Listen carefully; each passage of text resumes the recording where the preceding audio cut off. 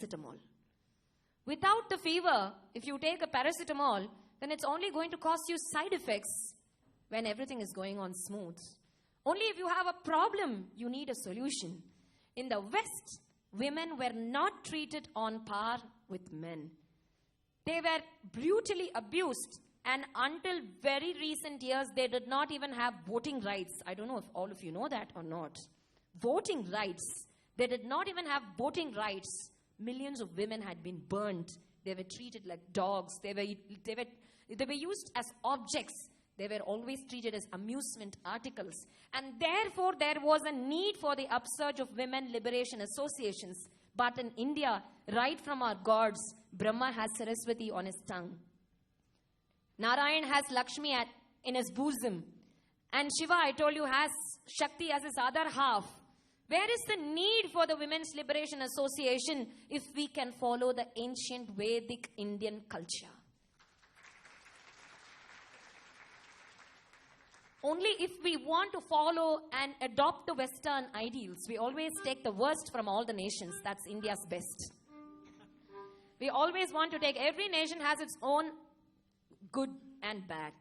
We always have that beautiful idea, concept of taking the worst from all the nations and present the worst of ourselves. When we have everything in ourselves, we don't know to glorify ourselves. That is the weakness of Indians. We have so much in us.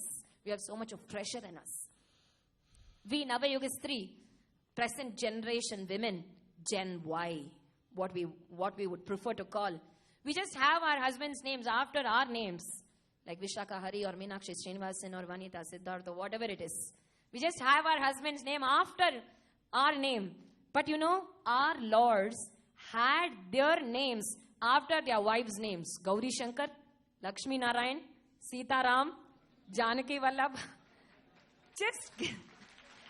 That is the truth. Uma Maheshwar, you name him. Radha Krishnan. You name any god. They went a step further. They went a step ahead. They had so much of reverence for women. And we are trying to bring it down more and more and more. So the problem is not only with the other gender, it's with the women also. So it calls for a synthesis of both the gender to behave well so that they would respect us well. Real beauty lies in dignity and decorum and not in ridicule and derision. It is a present generation society which is treating women as just entertainment parts. Where you see any ads, you see any soaps, any television serials, you just go through the newspapers or magazines or journals. Any woman would be just featured as an amusement article.